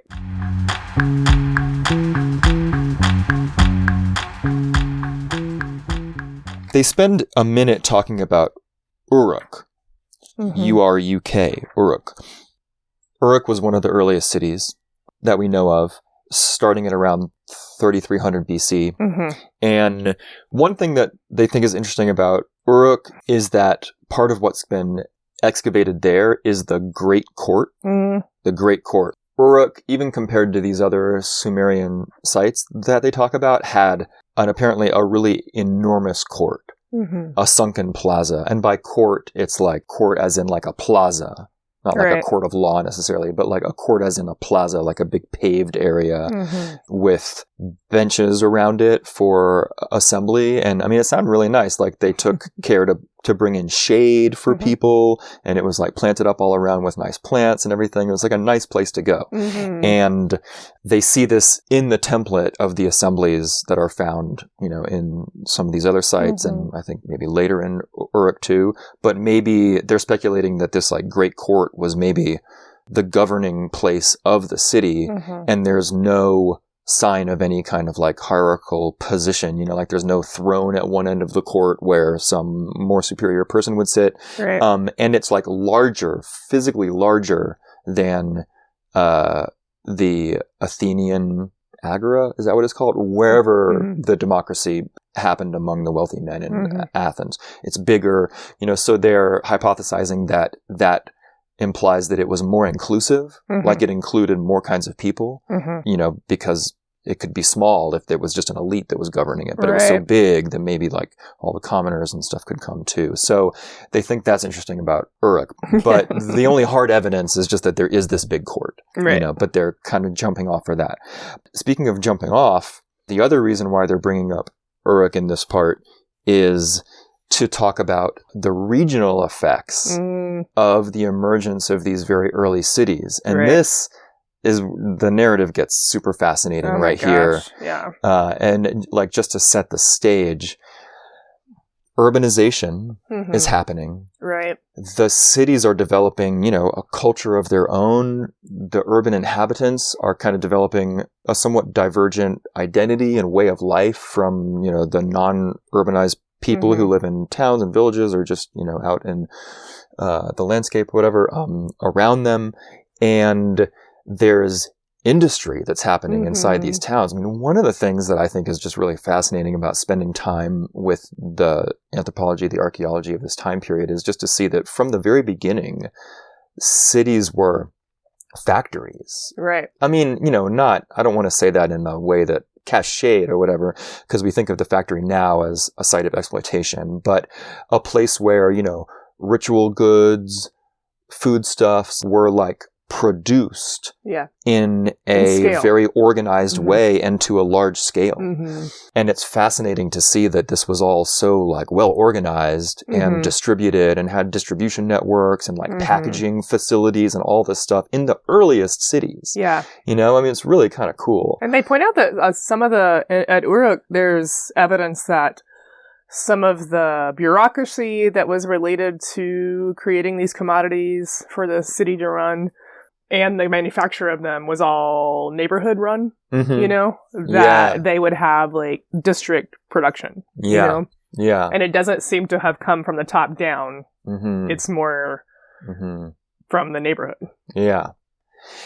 And this culture, this not just culture in the most ephemeral sense of culture, but this package of an urban way of life, these kinds of standardized goods, Mm-hmm. these urban inflected foodstuffs that Mhm. were, you know, because part of what happened with the cooperation and agriculture and stuff that was happening around these urban sites is that people began to like consume different things even than the regional folks who weren't living in cities. And fermented foods and fermented beverages and beers and things like that became like a lot more commonly consumed in the cities and all this stuff. So all of that, we see evidence that it began to like spread or be exported. And they even use the term colony to describe like satellite smaller cities or towns that began to adopt at a certain point like a very Urukian like kind of way of doing things. And like I think that it's implied or stated that like you find goods like standardized and packaged goods that actually originated in Uruk at these places, like not just that they were autonomously doing their own manufacture, although that probably happened some too, but that they were part of a supply chain that originated at Uruk, and they started to become like urbanized or something, at least culturally, where they started consuming these goods that were produced in Uruk and living more like the people of Uruk. Even if they didn't live in the city center, they lived at a distance, you know, like a day's journey away or a couple days journey away or something like that. And even though they call these places, basically, they appear to be almost like colonies of Uruk, we don't see any sign, or at least they don't mention any sign in the book, that it was like militarily conquered in an imperial sense, like maybe just like a cultural colonization, diffusion or cultural influence, or who knows how the culture got implanted in those places. Maybe people went and visited Uruk, they loved it there, they went home and they were like, hey, can we get some of that wine sent over? I mean, you know, who knows, but it started to spread. Their rituals, their deities, you know, the spiritual cosmology was also spreading culturally into the larger region, from what I understand. Uruk is a city of Inanna. A lot of cities of Mesopotamia were cities of Inanna, who is the Queen of Heaven. Inanna is a really interesting deity, goddess, in that she presages Ishtar and then eventually Venus and Aphrodite and then Venus. But Inanna is interesting because she is not just a goddess of love, but a goddess of cities. Absolutely. She's like the founding deity of almost all of these cities back then. And has a warlike part as well. There's a bloodlust to her as well. And by the time we get Aphrodite and Venus, she's defanged. That part is taken away from her more. She becomes only goddess of love, you know? And there is a connection between Inanna and the planet Venus. Even at the earliest times. Absolutely, yeah. But she's interesting to me partially because of what we're about to talk about, in that as this cultural spreading was happening, including relationship with Inanna and the rituals that would go along with that, there was a reaction to that cultural diffusion that's happening, and a rejection also. You know, and I think that's part of what this part of the chapter is really interesting to both of us. Yeah. What we see in the archaeological record at this point, as the Sumerian influence is spreading out around these city centers, is the rise of the warrior king mythos in the surrounding regions. This is the birth of the warrior king in the way that we still think of. I don't know. There's just so many iterations of this in culture. Yeah. Well, let's sketch this out. Okay. So, because I think people will, as we add some of the detail here, I think that people will be able to picture what we're talking about. The site that they focus on in the book that illustrates what Janet's talking about is this site that nowadays is called Arslan Tepe, the Hill of the Lion, which is in eastern Turkey. It's actually up in the mountains at 3,300 feet elevation, a place that gets snow and like all this. Not only is it at 3,300 feet elevation, but its story begins at 3,300 BC. So if you remember, Uruk begins about 3,300 BC. And as we were talking about the spread of the urban culture of Uruk, it had spread to this place called that the archaeological site is called Arslan Tepe. And this was like a smaller community for sure, maybe even not even inhabited year round. But in the earliest history, it is clearly a colony of Uruk. Right. We can just use that word colony for now. There was a temple that was built on the site that resembled the temples in Uruk. Mm-hmm. And there was storage areas for the kinds of goods that were part of the urban culture. Mm-hmm. So maybe it was even founded as an expansion of Uruk, in the Zagros Mountains. So, I mean, even it's like a very different bioregion even. Right. But still close enough that it could be like an expansion of this lowland riverine culture.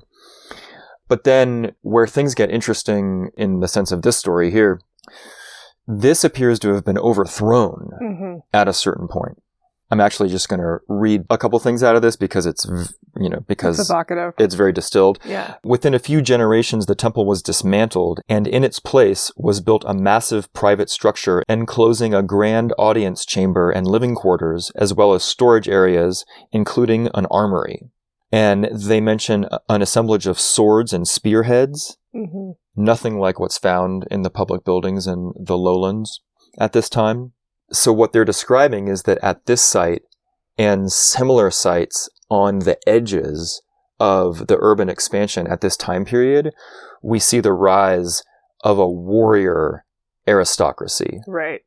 Heavily armed, where what you start to see are a scattering of fortifications that are each headed by like a head warrior guy. Right. And his court of people who are loyal to him, like the warriors who are loyal to him and he's the head.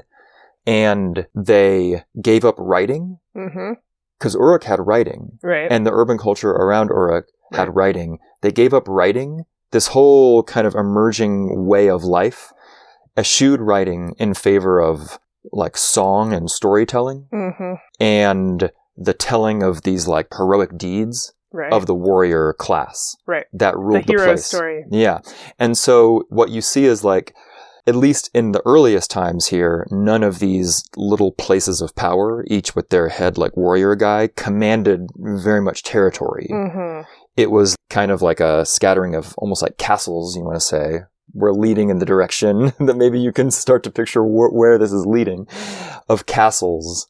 That were organized culturally kind of around warfare and conflict. Right. Where the head guy, had control. Always a guy, by the way. Always a guy had control over like a little fiefdom. Yeah. And, was always at risk of maybe being overthrown by one of his henchmen or, coming into conflict with the guy next to him and all this stuff. And this on the fringes of the urban expansion around Uruk and similar city-states in Mesopotamia was, argues the book here, the beginning of the culture of heroic society and warrior aristocracy that trickles down like all the way into the feudal culture of Europe. Totally. Basically. And just that whole like way of life with the jousting and the knights and all of that. Yeah. Before we go deeper into this one thread of it, I just want to say that they point out something which I think is so interesting in that scholars and historians for a long time had noticed that wherever you see these warrior aristocrat societies emerge around the world, not just here at Mesopotamia, there is a dynasty, an empire, a civilization nearby that they rise up next to. Yeah. And in contrast to. Yeah, right. So including the Mongols, the Mongol... they point them out as an example of, and that's a less stationary kingship. Yeah. But it's a warrior aristocracy rising up in rejection of, or at least they would say in rejection of. It gets fuzzy for me when they, in just a couple sentences, they like leap around the globe and say like, this is true of the Maori and the this or whatever too. And I'm like, whoa. Like I actually need more story around that or something. But but I trust them that there are analogies to that. But even if we just stick with this Eurasian iteration of this thing, it's endlessly fascinating, right? Because what the Davids are arguing here is that this is basically a schismogenetic process. Yeah. They don't use that word in this chapter, but they do in, I think, the next to describe this. A schismogenetic process where these certain people, powerful people, warrior type people, whatever, on the outskirts were like looking down into the valley to the urban civilization that was emerging there, seeing the influence it was having in their zone, and taking control and being like, no, not that. Right. We don't want that, or I don't want that. Well, yeah, because they don't just And- reject writing. Mm-hmm. Importantly, there's a rejection of bureaucracy along with that. Tends to be more like any politics is more like a loyalty to a specific hero, which you alluded to. Yeah. But it's also just like my say goes. Yeah, It's like there's less deliberation, less popular Mm-hmm. decision making. Yeah. It's very top down. Yeah. It's just that there's Sure. less strata of the hierarchy, you Right. know. Right. And also there are more often big shows of squandering of wealth periodically and with burial. Yeah. Right. And we see that all over the world as So well. there's these elaborate burials, right? And so, I mean, there's so many fascinating things about this. One is like, if the Uruk and the urban expansion that we're talking about here, that these guys are rejecting, right, is not even imperial, right, monarchical, exploitative. It's not itself a war machine, all of that stuff. Yet. I mean, Yeah. that will emerge. Yeah. Babylon, Yes. totally, like all that stuff. So their rejection is not even about something militarily threatening Right. or something that's going to enslave them or anything like that.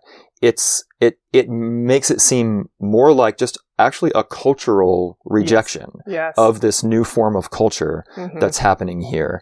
And partially because of what emerges in contrast Mhm. to the urban culture, it just reminds me a lot of, what nowadays we code as a basically like right-wing right, patriarchal culture that despises the city right, because it's not where like a man can be a real man totally.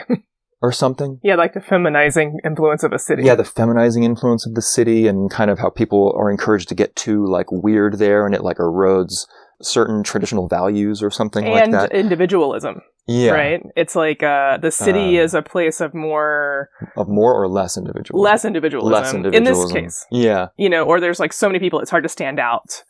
And Yeah, there's right. more collective thought rather than Mhm. individual thought. Right. And in right. these Warrior King zones, then it's much more about these individuals that rise to the top through their merit, their like fighting courage, Mhm. their charismatic masculinity, Mhm. Yeah.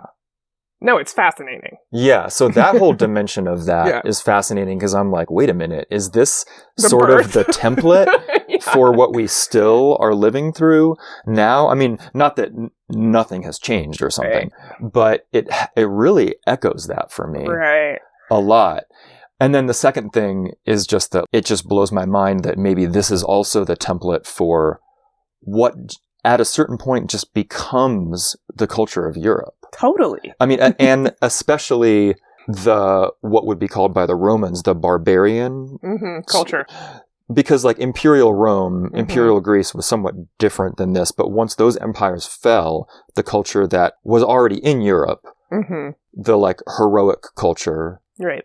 that was already in Europe that were called like the barbarians by the Romans and stuff, like kind of expanded and took over the territory or whatever and created this feudal way of life. And, and there's different iterations of it depending if you're in like the Norse lands or, the Celts or whatever, like all this stuff. But there's echoes of this original schismogenetic thing that goes all throughout where before you have modern nations in Europe, you have like these little concentrations of power headed by a man in a castle. Right. And there's just like the landscape is just dotted with all of these and they're in, very unstable relationships of alliance with one another, or they're like warring against each other and like all this stuff. And that very much seems like what they're describing here. Absolutely. Yeah. And you get the epics like Beowulf and, the Norse sagas and all these things like that are like told. I mean, Beowulf is it's complicated. unique for having gotten written down, right. but like an oral culture.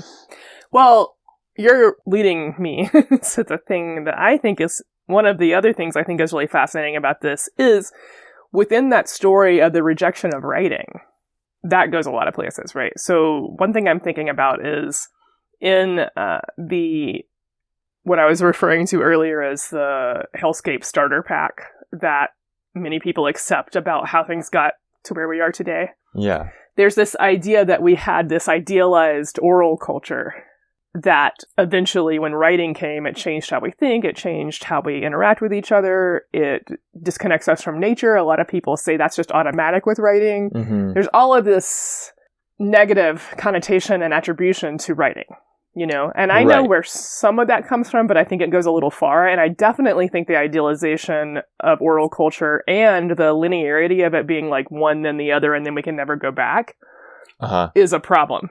And what I appreciate about this chapter is that they are like, that's not this way this totally worked, right? They're not coming out and saying this. But if we even know that there were different cultures on the outskirts of this place where writing was happening that reject it and create oral traditions, even ban writing in some cases.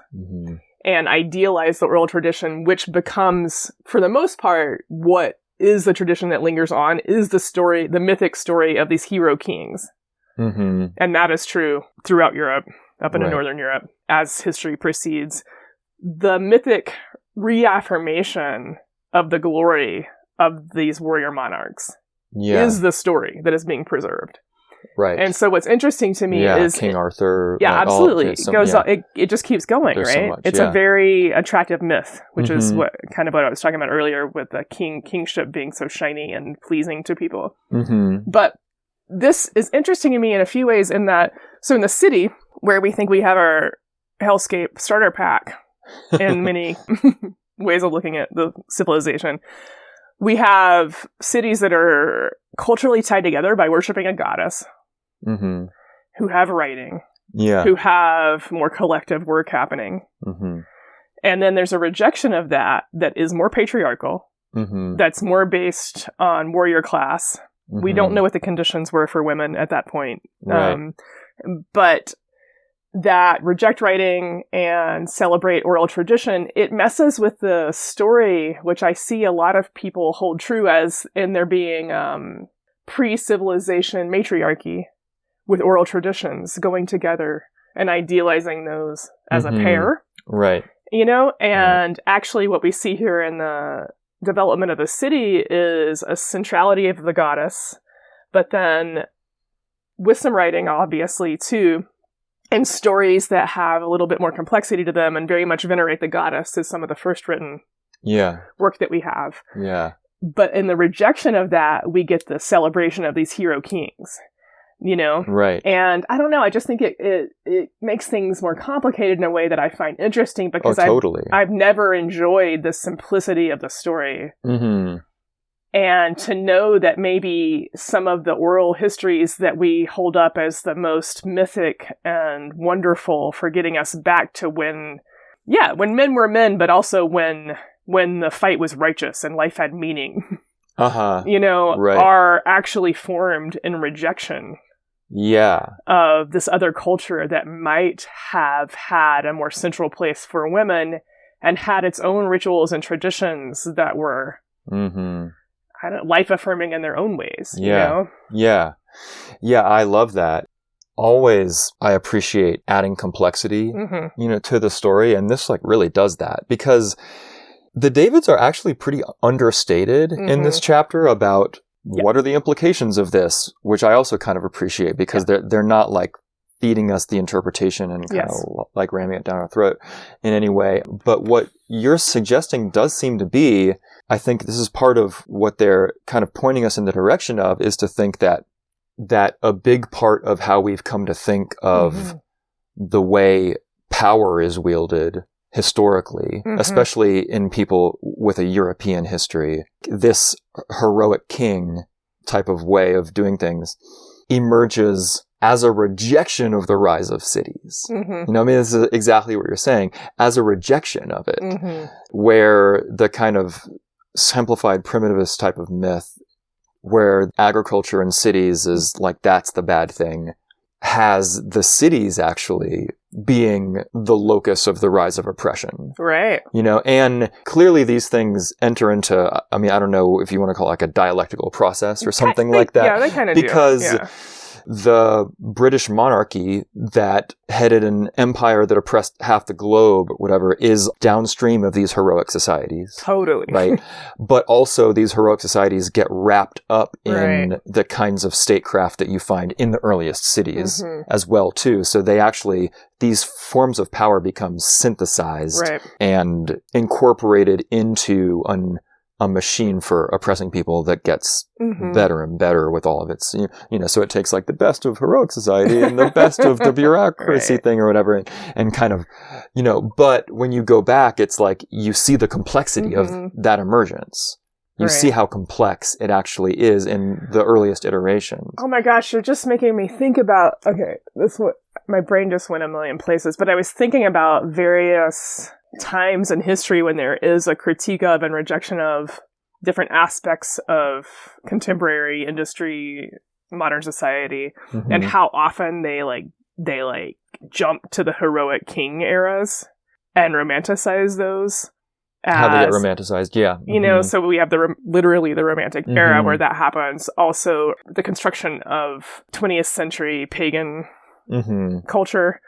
So within Wicca, but other forms as well, where there's this total idealization, not just of the Arthurian legend, but just of the warrior kingship societies themselves. Yeah. And how it's interesting because it's like anyone who is very drawn to that and idealizing any of those kingships is still playing out the same thing. They're still like rejecting civilization in favor of an idealized heroic mythos. And so even though they're not able to like create the thing, although there might be some cosplay involved, they are still seeing it as other and as a counterbalancing mythos. Right. And story and framing that feels more nourishing, Yeah. But it's nourishing in reaction to this culture, Yeah, that's right. You're making me think of, I was just listening the other day to this pretty interesting podcast called Fight Like an Animal, is what it's called. I've only listened to a couple episodes, but in this one particular one, the host was basically talking about this era and kind of culture that we're talking about, the heroic king kind of milieu. And what he was saying is relevant to what you're talking about in this way, where what he was pointing out is that to be in a culture like that, like the kind of culture that we can imagine from like the Norse sagas or something like that, is to imagine a time when if you or your people were feeling oppressed or too much under the thumb of another, then you could conceivably make a plan to marshal a force and make the necessary alliances to change that situation. And this is actually what a lot of these stories are about, is people trying to shift the power dynamics of their like region around by making these alliances or overthrowing this particular king or like all of that. And so maybe part of what is like subconsciously romanticized about this way of life is an experience of agency. And capacity for change. And capacity to rearrange the power dynamics of your immediate world that we don't really enjoy now, actually. Right. Anyway, just a little thought there about it might not just be the aesthetics or something of the time period that appeal to people, but also a different sense of agency. Yeah, that makes sense. Even if in a strictly warrior king society you would be just changing fealty from one to another, there's still some capacity for change. I guess I can see that. I mean, it's still like based around these male like leaders, right? But you could like sidle up to one that you kind of liked more and then like be part of his force or something. Right. I mean, this is all to gloss over like gender distinctions and like all kinds of other things too. But just compared to what we have now, where it's almost impossible for people to imagine being part of a force that could change the distribution of power in their world. Right. Yeah. Right. So anyway, I mean, and this is again, like not to idealize or anything like that at all, these societies, because I think part of what's happening here in the book is that they're at least this is the way it works on me, Mm-hmm. is that the earliest cities and the earliest stages of Uruk, before it became more oppressive, Mm-hmm. look better to me than life in these heroic Right. castle Right. societies. You Yeah, know? well, I'm just like, yeah. I'll pick the city, please. Sure. You know, yeah. Well, it's interesting because one thing I was just realizing is that because civilization in the city-state form of Greece and Rome became more noxious over time, Mhm. less inclusive, women began to be treated like shit, there were higher and higher percentage of slaves, Mhm. and their colonizing force was violent Mhm. and oppressive Mhm. and about gaining territory and subjugating people. The rejection of that feels better, you know? Yeah. Like, so it's interesting because probably a lot of people who idealize these kingship times, Mhm. it's that era of kingship more probably. That's like Right. the rejection of Greco-Roman rule, Yeah. you know? Yeah, exactly. Which was pretty oppressive. Mhm. We can agree, Mhm. you know? And so, And probably looked homogenizing Oh, to people absolutely. from the outside. absolutely, You know? yeah. And was, to a certain extent. I mean, Yeah, for sure. and when you start to compare those groups of people, we know that the Celtic cultures tended to have not like equality between men and women, but women were more included and Yeah. had more power Yeah. compared to Rome, Right. you know? And Right. so what's probably also true is Oh, that yeah. it's like later, it's the kingships of later years that are more idealized, you know? Right. I mean, even though it has so many of the same It's hallmarks. still very much so, similar. like, the culture hasn't Yeah. really changed. Yes. I mean, but part of what... this is just... We could talk about this all day. Right. But what you're bringing up is that we customarily think of this type of warrior, aristocratic, heroic culture on the fringes of, like, the Roman Empire. Right. You know, if we're gonna root for them, it's against the Roman Empire. Absolutely. Which was an empire That and was like a expanding slave-powered, Yes. conquering Yes. force. But what the Davids are telling us is that, yeah, but that whole culture, that whole thing or whatever actually emerged in rejection of a very different kind of city. Totally. And what do we make of that? Right. You know? So interesting. Okay, well, now we've kind of gone on for long enough that maybe we should save the rest of Chapter 8 and talk about Chapter 9 on the next episode. I don't know. What do you think? Let's do that, I Okay. guess. Yeah, because this is good. And this is maybe getting a little long. Yes. Yeah, so let's do that. There's a little bit more to talk about in Chapter 8. Yes. We will do that in the next episode and just maybe some final thoughts on all of this stuff and then go into Chapter 9. Yeah. Right. That sounds great. Hiding in plain sight. Right. All right. We will see you soon. Yes, that's right. When we sing it